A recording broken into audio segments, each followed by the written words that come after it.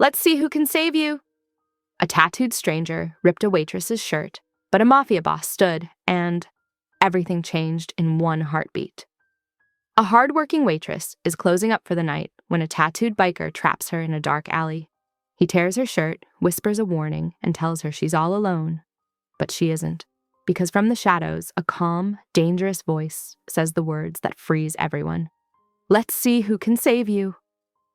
And the man who steps forward is the one person the whole city fears, the mafia boss who has secretly been protecting her for years, even though she has no idea why. But the biker runs, the cartel closes in, and suddenly this waitress is dragged into a world she never even knew existed. A world where a man who kills without blinking treats her like the only thing he refuses to lose. As enemies break down doors and the truth creeps closer, why has a mafia boss been saving this girl from the shadows? And what happens when she finally learns what she means to him? Drop a comment below and share which part of the world you're tuning in from today. If you enjoy stories like this, don't forget to subscribe for more. Ruby's fingers ached as she wiped down the last sticky table at Murphy's Diner, her mind occupied with calculations she'd done 100 times before. 15% tips on $10 meals didn't add up to much, even on a busy night. The fluorescent lights hummed overhead, casting harsh shadows across the checkered floor as she counted the day's meager earnings. $230, she muttered, stuffing the worn bills into her wallet. Not even close to enough. Rent was due in 3 days, and she was still short by hundreds. Her brother Tommy's promises to pay her back felt more hollow with each passing week. The empty diner creaked around her as she finished closing the register. Through the streaked windows, darkness had settled over the city like a heavy blanket. Ruby glanced at the clock. 11:35. Later than usual, thanks to the rowdy group that had lingered over their coffee refills. Grabbing the overflowing trash bag from behind the counter, she headed toward the back door. The metal handle was cold against her palm as she pushed it open, stepping into the narrow alley behind the diner. The dumpster loomed 20 feet away, a hulking shadow in the dim light from the single bulb above the door. The attack came without warning. One moment she was walking, the next she was slammed against the brick wall, hard enough to knock the breath from her lungs. The trash bag split, scattering debris across the wet pavement. Well, well, Tommy's pretty little sister. The voice was rough, amused, and terrifying. Ruby's eyes focused on the man pinning her to the wall. Tattoos crawled up his neck and across his face, creatures and symbols that seemed to writhe in the shadows. His leather vest bore a patch she recognized with horror. The Iron. Vipers, the motorcycle gang that had been terrorizing the neighborhood for months. "Please," she gasped, "I don't—" "Name's Jax," he cut her off, twisting his fingers into the collar of her uniform shirt. "And your brother. He's in deep shit with my club." With a sharp yank, he tore the fabric, exposing her shoulder and collarbone. "Time's up on his payment plan!" Ruby tried to scream, but fear had frozen her vocal cords. She thrashed against his grip, but he was too strong, too solid. The brick scraped against her back as she struggled. "You're going to be the message," Jax growled, his breath hot against her face. "When Tommy sees what happens to his precious sister. Let's see who can save you." The voice that cut through the darkness was different from Jax's, smooth and controlled, like expensive whiskey. It carried an authority that made even Jax's head snap up. A figure emerged from the deeper shadows of the alley, moving with fluid grace that seemed impossible for someone so tall. The streetlight caught the perfect cut of his black wool coat, the gleam of what had to be custom-made shoes. But it was his face that held Ruby's attention, carved from marble and just as cold, with eyes that seemed to absorb the darkness around them. "Hale?" Jax spat the name like a curse, but Ruby felt his fingers tremble against her skin. "Remove your hands from the lady." Each word was precisely measured, delivered with the kind of calm that preceded earthquakes. "Now!" "This ain't your territory," Jax snarled, but he was already loosening his grip. "This is Viper business." The movement was too fast for Ruby to follow. One moment Jax was pressed against her, the next he was on his knees, arm twisted at an angle that made her stomach lurch. The man, Hale, stood over him, still looking perfectly composed, as if he were simply checking the time, rather than executing a brutal takedown. "Every territory is my territory," Hale said, applying just enough pressure to make Jax groan. "Every business is my business, especially when it involves assaulting innocent women in alleys." Ruby sagged against the wall, her legs weak. She watched as Hale methodically dismantled Jax's resistance with precise, almost elegant violence. There were no wasted movements, no dramatic flourishes, just calculated force applied exactly where it would hurt most.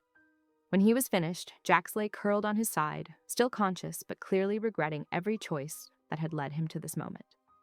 "Tell your leadership," Hale spoke to the groaning figure, "that Tommy Lancaster's debt has been transferred. With interest." He paused, adjusting one of his leather gloves. "And if I ever see you near this woman again, our next conversation will be significantly less pleasant." Only then did he turn his full attention to Ruby, and the weight of his gaze made her breath catch. He moved toward her with the same fluid grace, but slower now, as if approaching a frightened animal, which she realized wasn't far from the truth. "Are you hurt?" His voice was softer, though no less commanding.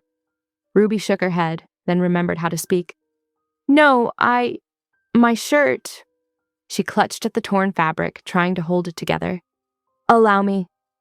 His hands were surprisingly gentle as he straightened her collar, producing a small silver pin from his coat pocket to fasten the torn edges together.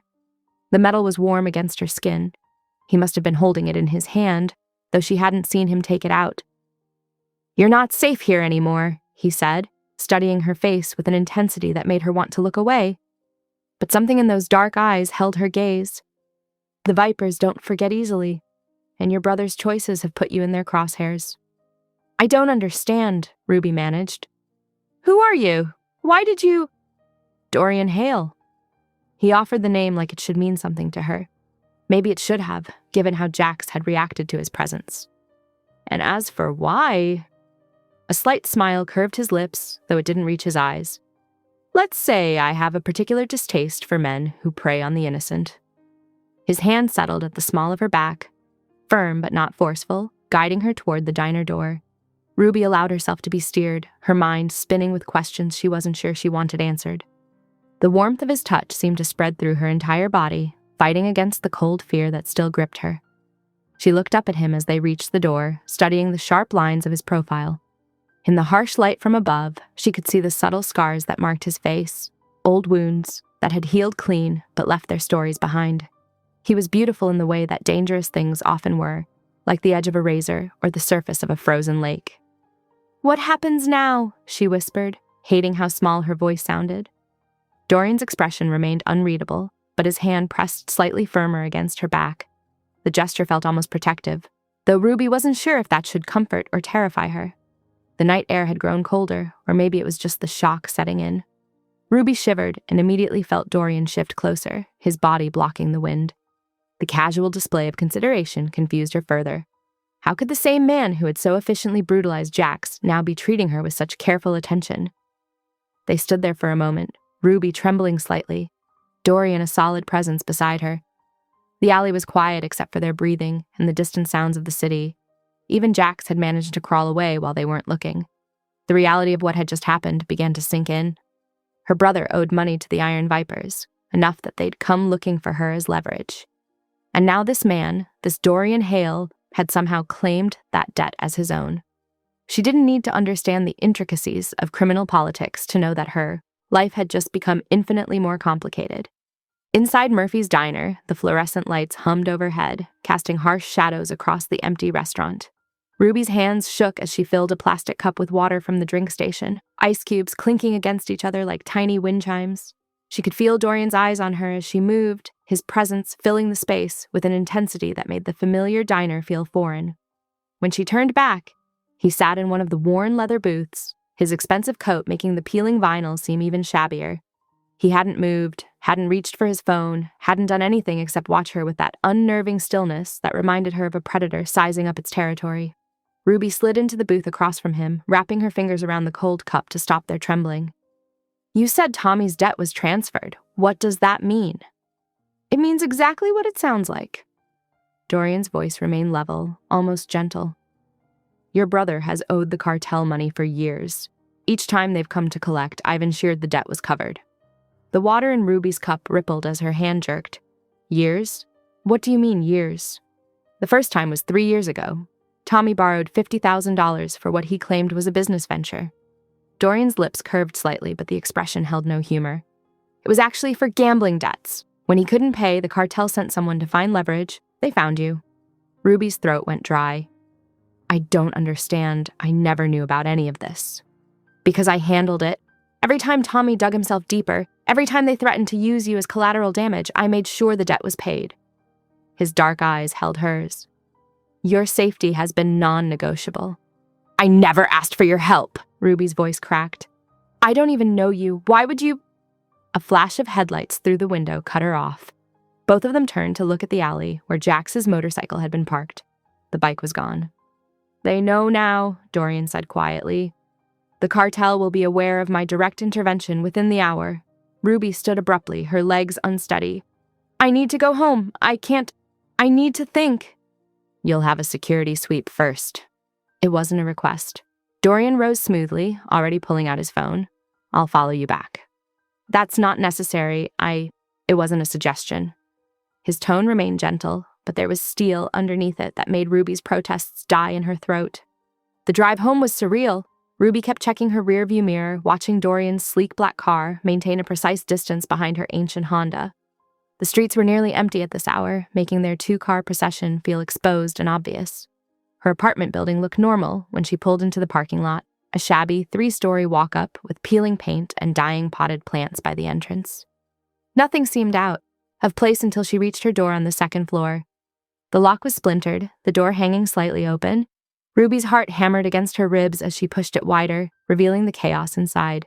Her small studio apartment had been systematically destroyed, drawers pulled out and emptied, furniture slashed, clothes strewn across the floor in shredded piles. But it was the wall above her bed that made her stumble backward, a massive symbol sprayed in red paint, drips still wet and glistening in the dim light from the hallway. Strong fingers caught her arm as her knees buckled. Easy, Dorian murmured behind her, his other hand settled on her waist, steadying her. Ruby's voice cracked. Everything is...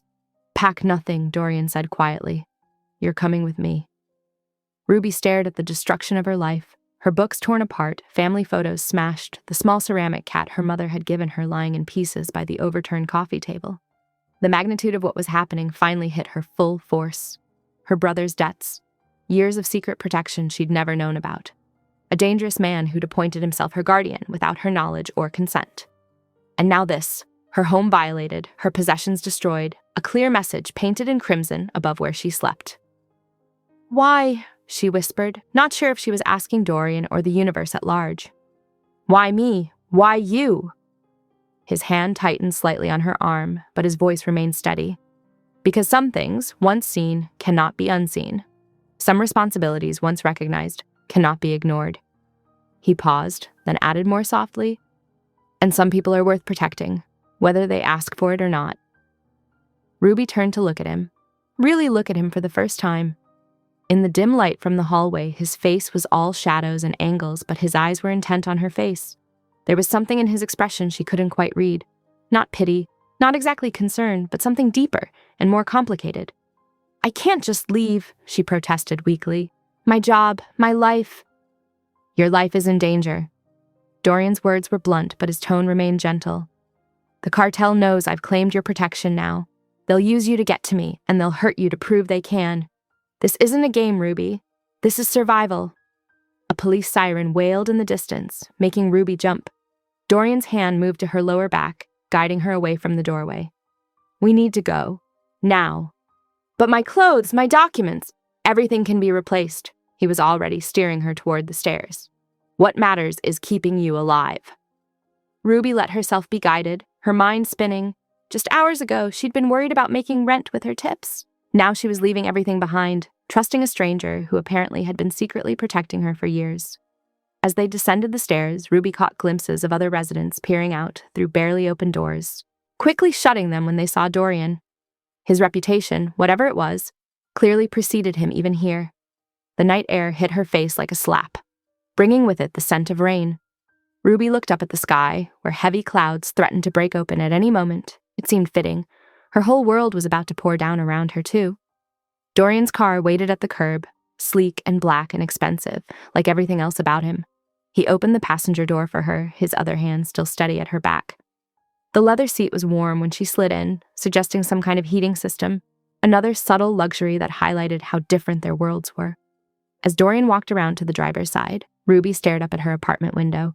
The red symbol seemed to glow in the darkness, a brutal reminder that there was no going back. Whatever happened next, her old life had ended the moment Jax had grabbed her in that alley.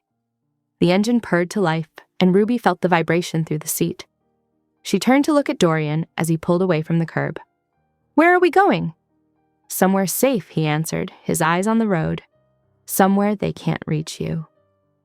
Ruby wanted to argue that nowhere was truly safe, that she didn't want to be reached by anyone, including him. But the words died in her throat as exhaustion suddenly hit her. The adrenaline was wearing off, leaving behind bone-deep weariness and a hollow feeling in her chest. She leaned her head against the cool window, watching her neighborhood disappear behind them. The streets were getting wider, the buildings more expensive. They were heading toward the wealthy part of town, where people like her usually only went to serve drinks or clean houses. "Why didn't you ever tell me?" she asked finally, her breath fogging the glass.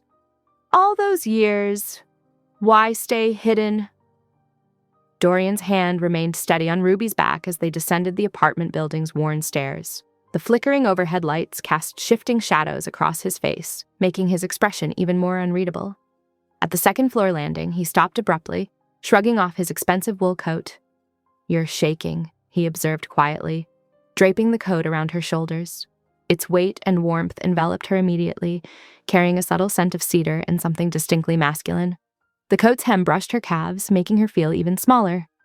He pulled out his phone, fingers moving swiftly across the screen. "Marco, secure the perimeter. Full sweep of the building and surrounding blocks. I want eyes on every entrance and exit." His voice was clipped, professional. "Send a cleanup team to Miss Lancaster's apartment, standard protocol." Ruby hugged the coat tighter around herself.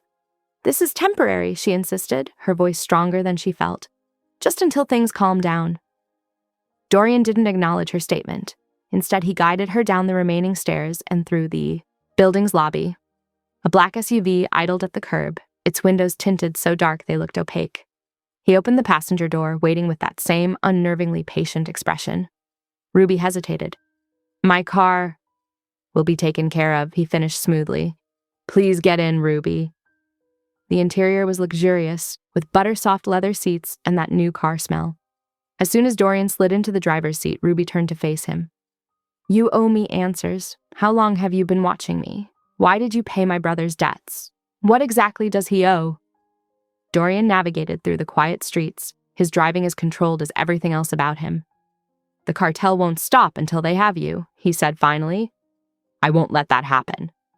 "That's not an answer!" Ruby's voice rose with frustration.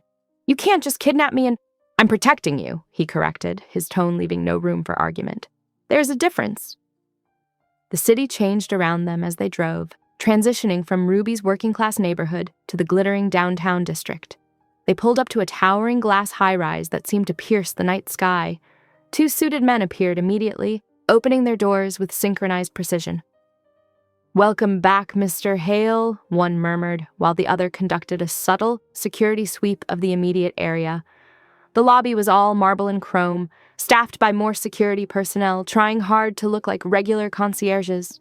Ruby counted 3 visible cameras and suspected there were many more she couldn't see. A guard swiped a keycard at the elevator, then stepped aside. "Biometric scan required," a computerized voice announced. Dorian pressed his palm to a sleek panel, then entered a code. The elevator doors whispered open. As they ascended, Ruby's ears popped from the rapid elevation change. The numbers kept climbing. 20, 30, 40. Finally stopping at the penthouse level. The doors opened directly into Dorian's home, and Ruby's breath caught. The space was massive, with floor-to-ceiling windows offering a panoramic view of the city lights spread out below like scattered diamonds. Everything was minimalist and elegant. White marble floors, modern furniture in shades of gray and black, abstract art pieces that probably cost more than she made in a year. It was beautiful and cold, like a museum after hours. "The guest room is this way," Dorian said, leading her down a hallway. He opened a door to reveal a bedroom larger than her entire apartment.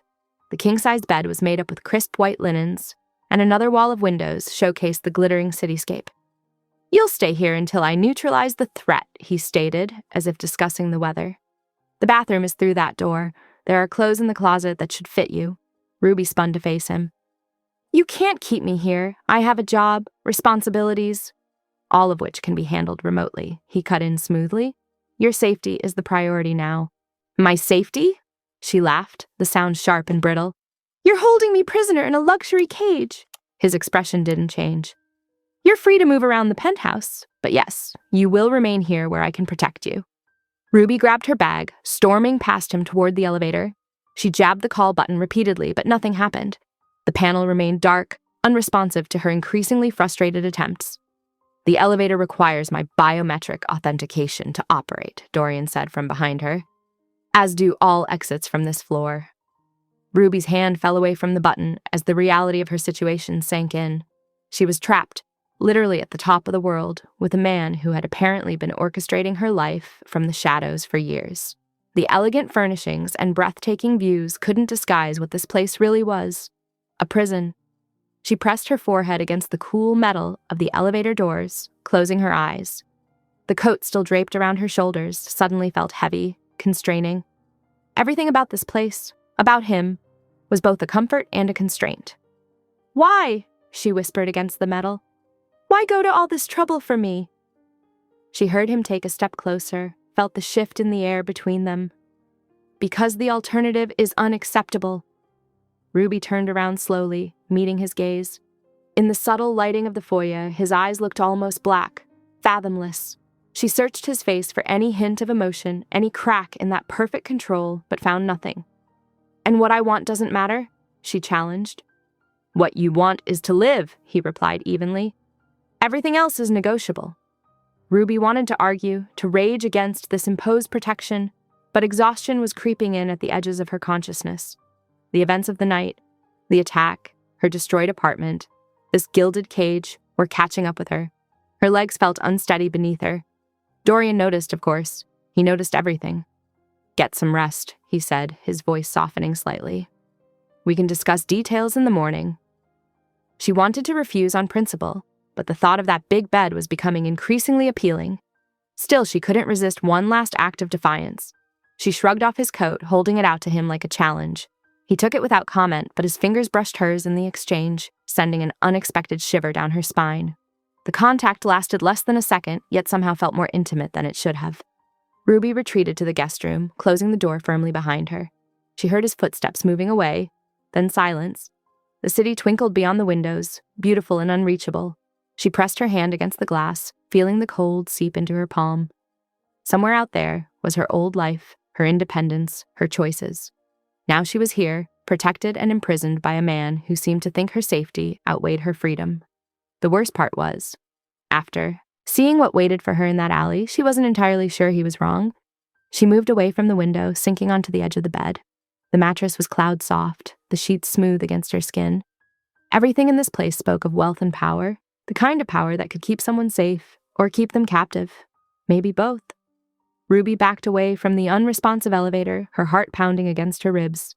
The marble floors felt cold through her thin shoes as she stormed back toward the kitchen, where she found Dorian methodically preparing tea, as if her attempted escape was nothing more than a mild interruption to his evening routine. His precise movements, the careful measure of loose leaves, the exact temperature of water, made her want to scream. How could he be so calm when her entire world had just imploded? "Are you quite finished?" he asked without looking up, his voice maintaining that maddeningly even tone.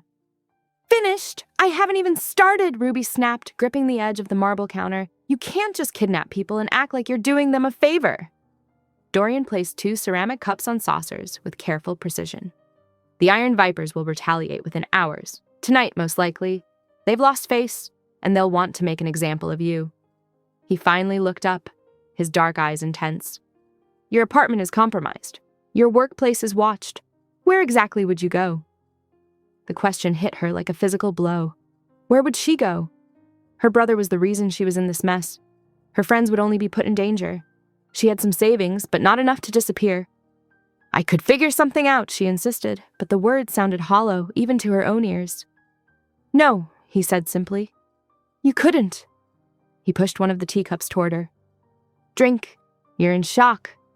Ruby wanted to refuse out of spite, but the warmth seeping through the delicate ceramic was too tempting. She wrapped her fingers around the cup, letting the heat ground her. "I need to change," she muttered, more to herself than to him. Her clothes still carried the stench of fear and alley garbage. "The guest room closet is fully stocked," Dorian replied. "Everything should be in your size." Ruby nearly dropped the cup. "How did you—" She cut herself off, remembering his earlier words about watching over her for years. The thought made her skin crawl. "Never mind, I don't want to know." She abandoned the tea and retreated to the guest room, yanking open the closet doors. Sure enough, rows of clothing hung there, casual wear, sleepwear, even workout clothes, all in her exact size, all looking far more expensive than anything she'd ever owned. The presumption of it, the calculation, made her want to scream. Instead, she grabbed a soft gray pajama set and stormed into the ensuite bathroom, locking the door even though she suspected it would do little good if Dorian really wanted to get in. The bathroom was all marble and chrome, with a rainfall shower that could probably fit 3 people. The hot water helped, sluicing away the grime and terror of the night, but it couldn't wash away the knowledge that her life had irreversibly changed. She stayed under the spray until her skin pruned, trying to delay facing whatever waited outside. Finally dressed in the borrowed clothes that fit perfectly, she tried not to think about that too hard. Ruby sat on the edge of the massive bed. Through the wall of windows, she could see the city spread out below, twinkling like fallen stars. Such a beautiful view from such an elegant prison. Voices drifted in from the balcony, Dorian speaking in low tones to what must be his security team. She couldn't make out the words, but his tone was clipped, authoritative. This was clearly a man used to giving orders and having them obeyed without question. Dark clouds began rolling in from the west, nature's own dramatic backdrop to this surreal night. The first rumble of thunder made Ruby jump. Lightning soon followed, illuminating the penthouse in stark flashes. Unable to sleep and driven by a curiosity she couldn't quite explain, Ruby crept to her door. The main living area was dark except for a single lamp, casting long shadows across the expensive furnishings. Through the glass doors, she could see Dorian's silhouette on the balcony. He stood alone now, hands braced on the railing as he stared out into the storm. Lightning flashed again, and in that brief, brilliant moment she saw his face. The usual mask of control had slipped, revealing something raw and wounded underneath. He looked haunted, like a man carrying ghosts on his shoulders. The glimpse lasted less than a second before darkness swallowed him again. Ruby retreated to her room, more unsettled than before. That brief look of vulnerability complicated things. It was easier when she could see him as just a dangerous man who had taken control of her life. Now she wondered what demons drove him to such lengths to protect a stranger. Was she safer with him, or in danger from him? The question chased itself around her mind as she lay in the absurdly comfortable bed, listening to the storm rage outside. The thunder gradually grew more distant, the lightning flashes more sporadic. Exhaustion finally won out over anxiety. As Ruby drifted off, she thought she heard footsteps in the hallway, stopping just outside her door. In her last moments of consciousness, she imagined Dorian standing guard, a dark sentinel keeping watch through the night. The storm faded to a gentle patter against the windows, but Ruby didn't hear it. She had fallen into an uneasy sleep, unaware that her imagination was reality. Dorian remained at his post outside her door, prepared to stand there until dawn if necessary. Through the penthouse windows, the city continued its nighttime dance of light and shadow, indifferent to the drama playing out in the glass tower above. The same stars that had witnessed Ruby's attack now watched over her sleep, their ancient light reflecting off the rain-slicked streets below where danger waited, patient and hungry, for its next opportunity. Ruby drifted slowly into consciousness, her mind struggling to piece together why the bed felt different, why the air smelled of expensive coffee instead of her usual cheap brew. Then yesterday's memories crashed back, and her eyes flew open. She nearly screamed. Dorian Hale sat in a leather armchair beside her bed, his presence as unsettling as it was unexpected.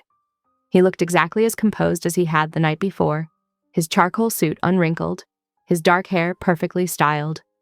The only hint that he might have been there all night was a slight shadow along his jaw. "Good morning," he said, his voice low and controlled. "Coffee?" Ruby sat up, clutching the sheets to her chest even though she was fully clothed. "How long have you been watching me sleep?" "Long enough to ensure you were safe." He held out a steaming mug of coffee. "There have been developments." The rich aroma tempted her, but Ruby kept her distance. "What kind of developments?" The cartel was spotted near Murphy's diner around 2 a.m. Dorian's expression remained neutral, but his eyes hardened. "They're looking for you, and your brother has disappeared." Ruby's heart clenched. "What do you mean, disappeared? I need to call him." She scrambled for her phone on the nightstand. "His number is disconnected," Dorian said flatly. And there's something else you need to see. He pulled out his phone, tapped the screen a few times, and held it out to her. The video showed the street outside her apartment building, time-stamped 2 nights ago. Her brother Tommy stood in the shadows, talking to 2 men whose leather jackets marked them as iron vipers. Money changed hands. "No," Ruby whispered, shaking her head. "That's not... He wouldn't... He sold your schedule, your routes to work, your habits." Dorian's voice carried an edge of contained fury. "Not just to the vipers, to anyone willing to pay." "You're lying." But even as she said it, doubt crept in. Tommy had been acting strange lately, avoiding her calls, making excuses not to meet. She'd attributed it to his usual struggles with addiction, but this... "I don't lie, Ruby, especially not about threats to your safety." She took the coffee with trembling hands, needing something to hold on to. The mug was delicate bone china, probably worth more than she made in a day. "Why would he do this?" "Debt, drugs, desperation, take your pick." Dorian stood, adjusting his cuffs. "My team is sweeping the city, but until we locate him and neutralize the threat, you need to stay here." Ruby spent the morning in a daze, wandering the penthouse while Dorian worked in his home office. The space was immaculate, more like a luxury hotel than a home. Every surface gleamed, every item precisely placed. No family photos, no personal touches, no sign that anyone actually lived here beyond the excellent security system and well-stocked kitchen. She tried the elevator twice more, but it remained stubbornly unresponsive without Dorian's biometric scan. The windows, though floor to ceiling, were bulletproof and sealed. The balcony doors were locked with another fingerprint scanner. Around noon, she found herself outside Dorian's office.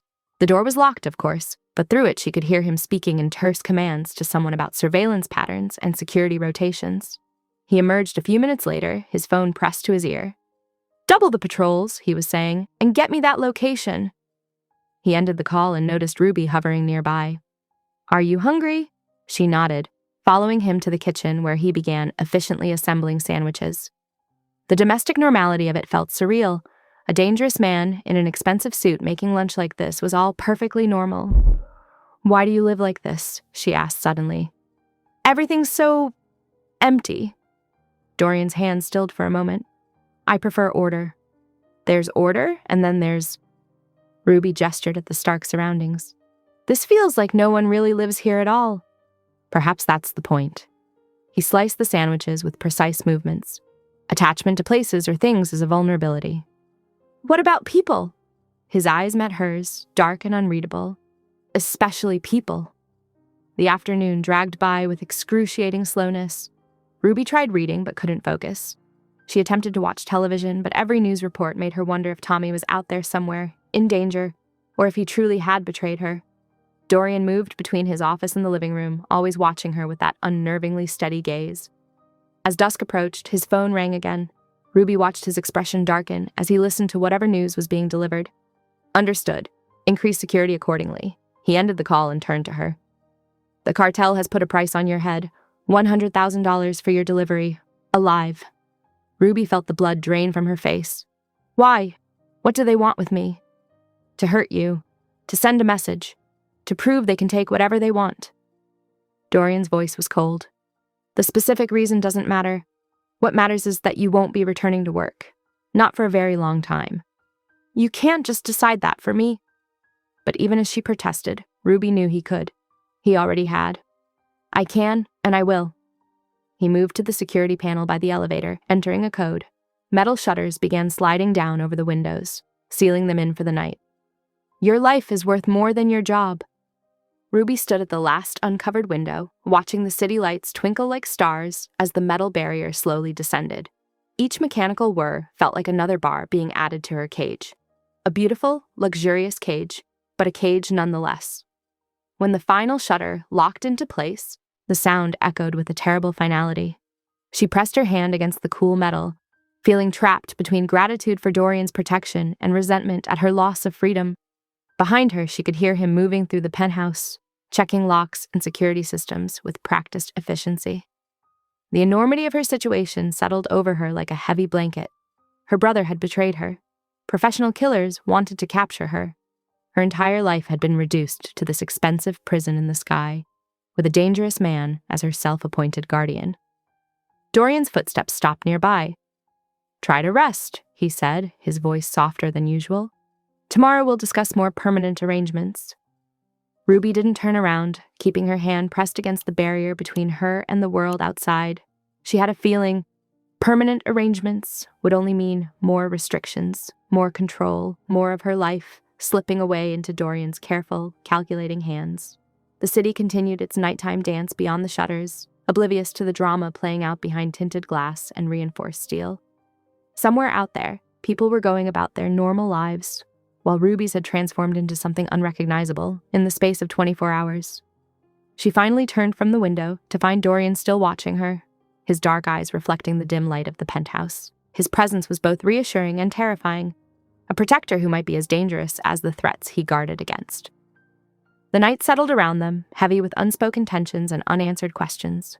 Ruby knew sleep would be elusive again, her mind too full of betrayal and bounties and the enigma of the man who had appointed himself her keeper. But at least she was alive to worry about these things. And she had a feeling that was entirely due to the dangerous man now securing her gilded cage. Ruby woke to the gentle clink of dishes and the rich aroma of coffee wafting through the penthouse. Sunlight streamed through the floor-to-ceiling windows, creating patterns across her bed. For a moment, she forgot where she was. Then reality crashed back. She was still in Dorian Hale's fortress in the sky, hiding from people who wanted to hurt her. She pulled on the clothes he'd provided, soft cotton pants and a slightly worn tank top, and padded barefoot to the kitchen. Dorian stood at the stove, his usual pristine suit replaced by a black sweater that highlighted his broad shoulders.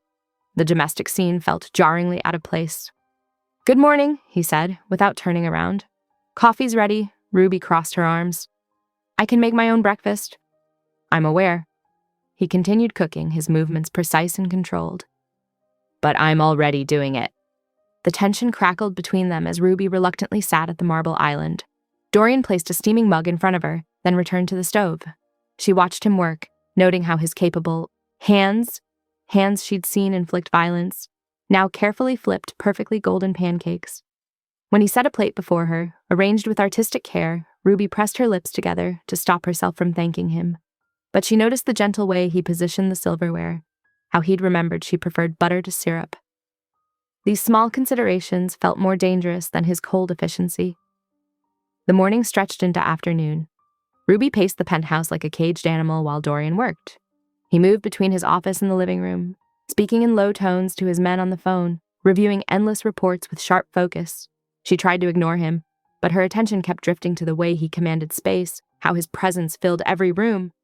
"You can't keep me locked up forever," she snapped during one of his passes through the living room. Dorian looked up from his phone. "I can keep you alive. That's what matters." "And what about my life, my job, my independence?" "All meaningless if you're dead." His tone was final, brooking no argument. Ruby threw herself onto the couch, grabbing a book at random from his shelves. She pretended to read while watching him over the pages. Despite his cold exterior, she caught glimpses of something else, something that made her pulse quicken. When she dozed off in the afternoon, she woke to find a soft blanket draped over her legs. Dorian sat in an armchair across the room, focused on his laptop, giving no indication he'd been the one to cover her. But who else could it have been? Later, as she reached for a glass of water, her tank top strap caught on the counter edge and began to tear. Before she could react, Dorian was there, his fingers carefully working the fabric free. His touch was feather light as he adjusted the strap, securing it properly. The moment felt strangely intimate, making her breath catch. "Thank you," she whispered before she could stop herself. His dark eyes met hers. "You're welcome." Evening arrived with shadows stretching across the penthouse floors. Dorian ordered dinner, Italian from a nearby restaurant, and insisted they eat at the formal dining table rather than her usual spot on the couch. The table was set with elegant simplicity, candles casting a warm glow over fine china and crystal glasses. "This feels excessive," Ruby commented, settling into her chair. "Proper meals are important." Dorian poured wine for both of them, even in difficult circumstances. The food was excellent, but Ruby struggled to focus on eating. She was too aware of Dorian across from her, the way his presence seemed to fill all the space between them. Their conversation remained tense, but underlying currents made each exchange feel charged with unspoken meaning. "You still haven't told me everything about Tommy," she said, reaching for her water glass. "What exactly did he—" The glass tipped, spilling across the table and shattering when she tried to catch it. "Ruby, jerked back, but not before a sharp edge caught her palm. "Damn it!" She clutched her bleeding hand. Dorian was beside her in an instant, his chair scraping against the floor. "Let me see." "It's fine, I can—" "Ruby!" His voice was soft but commanding. "Let me see." She surrendered her hand to his gentle grip. He examined the cut with careful attention, his touch impossibly tender for someone she'd seen disable a man without hesitation. The contrast made her heart race. "Come with me," he said, leading her to the kitchen. He lifted her easily onto the counter, then retrieved a first aid kit from beneath the sink. His movements were efficient but gentle as he cleaned the wound. Ruby watched his face as he worked, struck by his intense focus. This close, she could see flecks of gold in his dark eyes, the slight furrow of concentration between his brows. His hands were warm against her skin as he applied antiseptic and carefully bandaged the cut. When he finished, his thumb brushed along her jaw, tilting her face up to his. The touch sent electricity through her body. Time seemed to stop as they stared at each other, the space between them charged with dangerous possibility. His eyes dropped to her lips, and Ruby forgot how to breathe. The moment stretched, taut with tension and unspoken desire. Then Dorian's phone buzzed, shattering the spell. He stepped back, his expression shuddering closed once more. "You should rest," he said, his voice rougher than usual. "The cut isn't deep, but it will be sore tomorrow." Ruby slid off the counter on shaking legs. She could still feel the phantom touch of his fingers on her skin, the way his thumb had traced her jaw with such care. Without a word, she fled to her room, closing the door behind her. Her pulse raced as she leaned against the door, touching her fingertips to where his hand had been. The almost kiss replayed in her mind, the heat in his eyes, the gentle pressure of his thumb, the electric tension of that suspended moment before reality intruded. She pressed her bandaged palm to her chest, feeling her heartbeat hammer against her ribs. This was dangerous, she knew. More dangerous than the threats outside, more dangerous than her brother's betrayal. Because this pull toward Dorian, this awareness of him as more than her captor, this could break her completely. Ruby moved away from the door on unsteady legs, sinking onto her bed. The city lights twinkled beyond her window, a reminder of the world continuing beyond these walls. But in here, everything had shifted. That single touch, that moment of almost, had changed something fundamental between them. She lay back on the bed, still fully dressed, her hand tingling where Dorian had tended it with such care. Sleep would be impossible now, with her mind racing and her skin humming with awareness. But she couldn't face going back out there, couldn't trust herself to maintain the careful distance she needed to survive this situation. The bandage on her palm was perfectly applied, each wrap precise and secure. Like everything Dorian did, it was executed with meticulous attention to detail. But unlike his usual cold efficiency, this had been done with a gentleness that made her throat tight with emotion. Ruby stared at the ceiling, her pulse still racing from that charged moment in the kitchen. She was in danger, she reminded herself, not just from the threats outside, but from the way her walls were crumbling in the face of Dorian's unexpected tenderness, from the way her heart raced when he looked at her, from the way she was beginning to want things she absolutely couldn't have. Ruby jolted awake to muffled shouting. The digital clock read 4:17 in the morning, its red numbers casting an eerie glow across the unfamiliar guest room. Through the wall, she heard Dorian's voice, usually so controlled, now sharp with tension. 2 blocks? How many? A pause.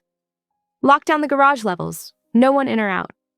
Her heart hammered as she slipped from bed, pressing her ear to the door. Heavy footsteps crossed the penthouse, Dorian's security team mobilizing. The city lights beyond her window seemed too bright, too exposed. "Sir, they've breached the parking structure," a voice reported. "At least 15 hostiles."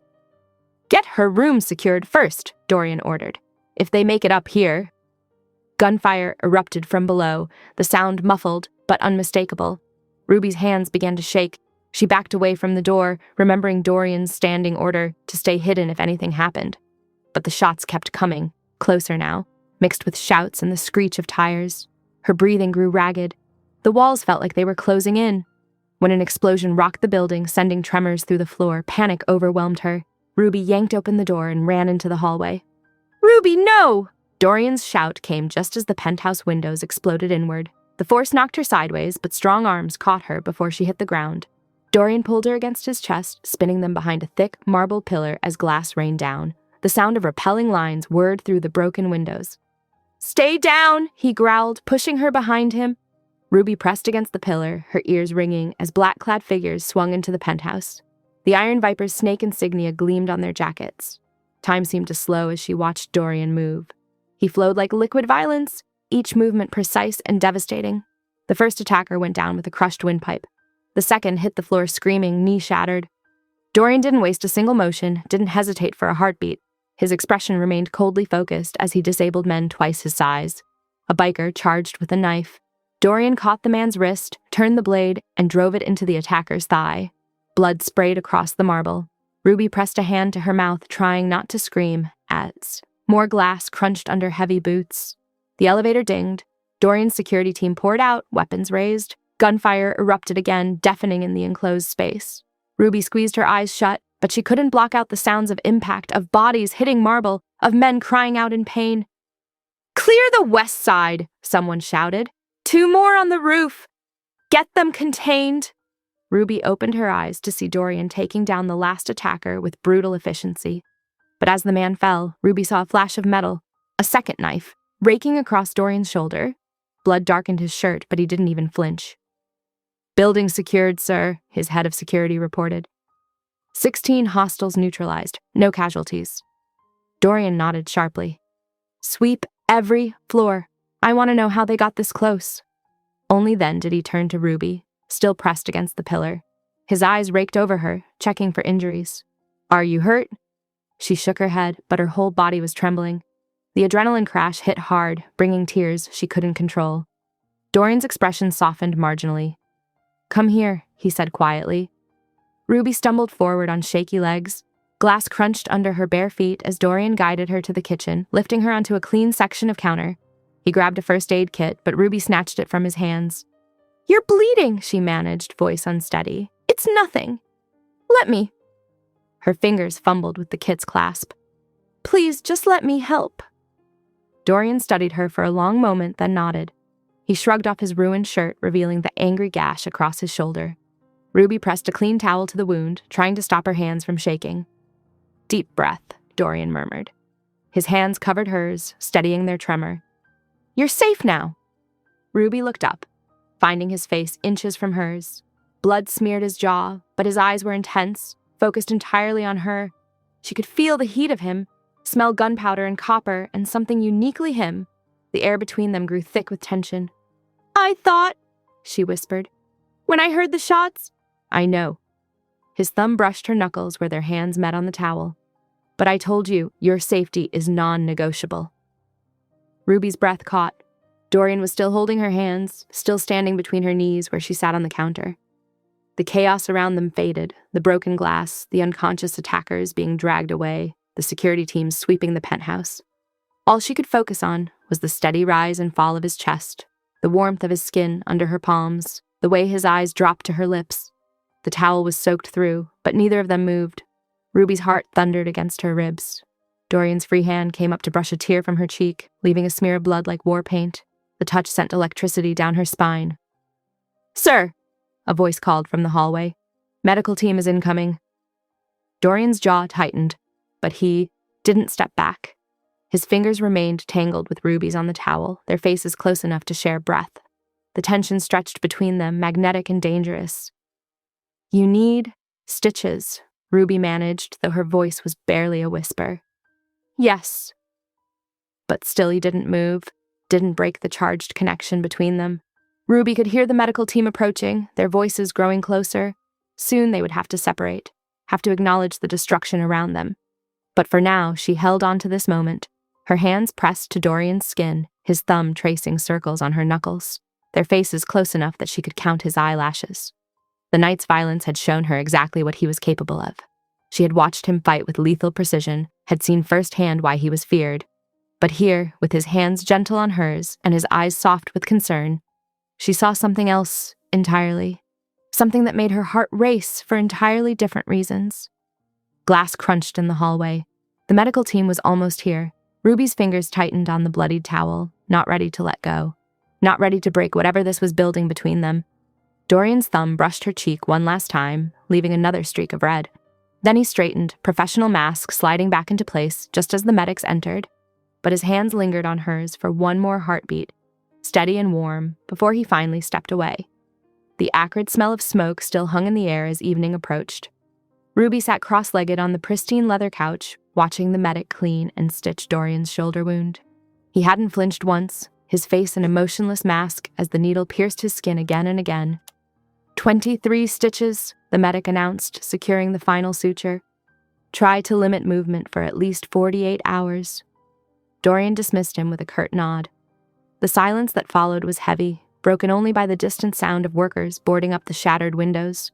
Ruby hugged her knees to her chest, her mind replaying the morning's violence on endless loop. "There's something you need to see," Dorian finally said, his voice low and controlled. He reached for his phone with his good arm, tapping the screen before holding it out to her. Ruby's hands trembled as she took it. Text messages filled the screen, dozens of them. Her brother's number was clearly visible at the top.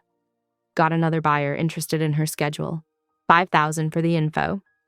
She works late Tuesday. Back entrance is unlocked after 10. New crew willing to pay double. Just need to know where she lives. "No," Ruby whispered, scrolling frantically through message after message. He couldn't. "He's been selling your location for months," Dorian said quietly. "To anyone willing to pay, that's why the attacks kept escalating." Ruby's vision blurred with tears. "But he's my brother. He practically raised me after our parents." Her voice cracked. The phone slipped from her fingers, clattering to the floor. The betrayal hit like a physical blow. She curled in on herself, shoulders shaking with silent sobs. For several long moments, Dorian remained perfectly still beside her. Then, hesitantly, he shifted closer. Ruby surprised them both by leaning into him, pressing her face against his uninjured shoulder. His body tensed, then slowly relaxed. One hand came up to rest carefully between her shoulder blades. "I understand betrayal," he said after a long silence. His voice was rough, like the words were being dragged from somewhere deep and painful. "Years ago, I trusted the wrong person. A woman I cared for paid the price." Ruby lifted her head slightly, tears still tracking down her cheeks. Dorian's jaw was tight, his eyes fixed on some distant point. "I was supposed to protect her," he continued. "But I failed. By the time I realized the trap, it was too late." His hand tightened fractionally on her back. "I swore after that day that I would never let it happen again, that I would never fail to protect someone under my watch." Understanding bloomed in Ruby's chest. His coldness, his control, his obsession with security. It all stemmed from that loss. She found herself studying his profile with new eyes, seeing past the dangerous facade to the loyalty and pain beneath. As the sun began to set, casting long shadows across the floor, Ruby watched Dorian move through the penthouse. He checked security feeds, spoke quietly with his men, coordinated repairs, all with his injured arm held carefully still. Despite the morning's violence, his movements remained precise and controlled. But now she noticed other things too. How he positioned himself between her and the broken windows, how his eyes constantly scanned for threats, how he made sure she ate something even though he barely touched his own food. Exhaustion eventually caught up with them both. Ruby's eyes grew heavy as she curled deeper into the couch cushions. She meant to return to her room, but her body felt too heavy to move. Dorian sat beside her, reading reports on his tablet, his presence oddly comforting. Without meaning to, she found herself leaning closer until her head rested against his chest. His heartbeat was steady under her ear. She felt him go still, then slowly relax. One arm curved around her shoulders, warm and secure. Neither spoke about this new intimacy. Neither acknowledged how perfectly she fit against him, or how his thumb traced absent patterns on her arm. They simply existed together in the growing darkness, taking comfort in each other's presence while the city lights flickered to life beyond the broken windows. Sleep crept up on Ruby like a gentle tide. The last thing she registered was Dorian's warmth surrounding her, his heartbeat lulling her into darkness. For the first time since the morning's attack, she felt truly safe. Ruby woke slowly, Dorian's expensive wool, coat sliding from her shoulders as she sat up on the couch.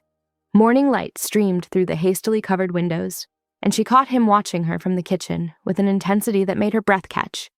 Over coffee and toast, their fingers brushed as he passed her a cup. Each accidental touch felt electric, charged with unspoken tension. Their usual sharp exchanges lacked their bite, dissolving into loaded silences instead. The calm shattered when Dorian's phone buzzed. His jaw tightened as he read the message. "El Toro wants you brought in alive," he said quietly. "He's personally overseeing the hunt now. Ruby's panic hit like a wave. She retreated to her room, but Dorian followed. He sat beside her on the bed, close enough that she felt his warmth. "I won't let him touch you," he promised, voice rough with conviction. The intensity in his dark eyes pulled her in. Neither knew who moved first, but suddenly they were kissing, deep, desperate, months of tension exploding into heat. His hands tangled in her hair as she gripped his shirt. Reality crashed back, and Ruby jerked away, trembling. Dorian immediately stepped back, chest heaving. "I'll never take what isn't freely given," he said hoarsely. That night, Ruby lay awake, lips still tingling. Outside her door, Dorian stood guard, both of them haunted by what-ifs. Ruby crept through the silent penthouse early Tuesday morning, searching for her missing phone charger. The morning sun cast long shadows across the marble floors as she wandered, eventually finding herself at Dorian's office door. She hesitated. He was downstairs meeting with his security team. "Just a quick look," she told herself. Inside, manila folders lined the shelves with military precision. One caught her eye, her brother's name written in Dorian's sharp handwriting. Her hands trembled as she opened it. Financial records spilled out, years of transactions and debts.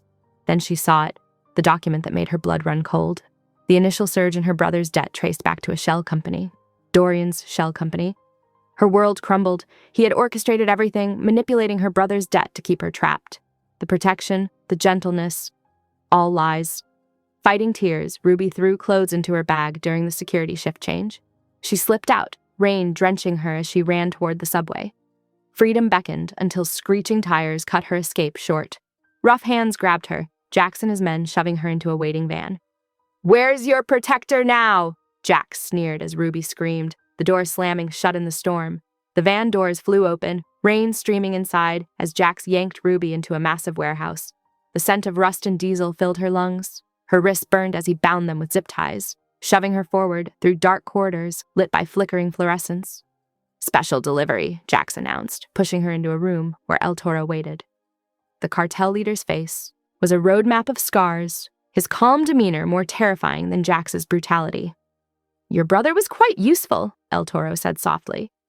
"Until Dorian Hale kept interfering, buying his life back. That shell company you found, that was Dorian protecting him. And you." Ruby's heart sank. She had been so wrong. Dorian had been saving them both all along. "You'll fetch a good price," El Toro continued. "The auction starts at dawn." "Dorian will come for me," Ruby said, lifting her chin despite her fear. El Toro's laugh was like broken glass. "I'm counting on it. I've waited years to kill him myself." They dragged her to a storage room, chaining her to a metal pipe. As the door slammed shut, Ruby closed her eyes, praying Dorian would find her before sunrise brought the auction and his death. Thunder cracked as explosions rocked the warehouse foundations. Ruby jerked awake to the sound of gunfire and shouting echoing through the corridors. Her heart pounded as heavy boots thundered past her door. El Toro burst in, face twisted with rage. He grabbed her chains, yanking her up. "Your protector came to die," he snarled, pulling her against his chest as a shield. The door exploded inward. Dorian stood in the frame, dark coat rippling, expression carved from ice. His eyes locked onto El Toro with pure murderous intent. "Let her go," Dorian said, voice deadly quiet. El Toro pressed a gun to Ruby's temple. "Drop your weapon or—" Dorian moved like lightning. In seconds, he had El Toro separated from Ruby, slamming him into the wall. Their fight was brutal and swift. El Toro never stood a chance against Dorian's precision and rage. When it ended, El Toro lay still, and Dorian immediately turned to Ruby. He broke her chains with swift efficiency, hands gentle as they examined her wrists. Ruby collapsed against his chest, sobbing. "I'm so sorry," she whispered. "I saw the files and thought, I should have trusted you." "Shh." Dorian held her tightly, one hand stroking her hair. "Nothing you could ever do would change the fact that you belong with me."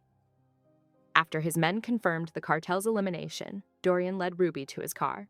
This time, when he opened the door, she didn't hesitate. She chose to go home with him. In the penthouse, they talked through everything.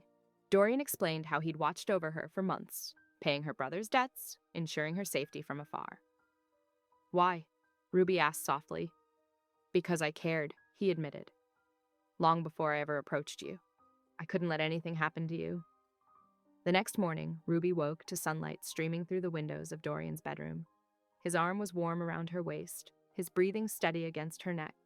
She turned in his embrace, pressing a gentle kiss to his lips.